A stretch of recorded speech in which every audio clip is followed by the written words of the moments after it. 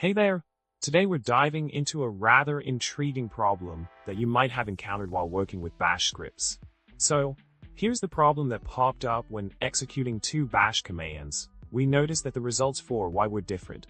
With x set to 7, the first command gave us y equals 8, x equals 7, while the second command resulted in x equals 8, y equals 7. Quite perplexing, right? Now, let's delve into the solution here. The first operation involves adding 1 to x, and then assigning the result to y. On the other hand, the second operation assigns the current value of x to y, and then increments the value of x post the assignment. This difference stems from the placement of the ++ increment operator after x in the second command. So, to sum it up, the order of operations in bash is crucial. While the first command adds 1 to x before assigning it to y, the second command first assigns x to y, and then increments x. Understanding these nuances is key to avoiding unexpected results in your bash scripts. Well, that wraps up our little bash scripting adventure today.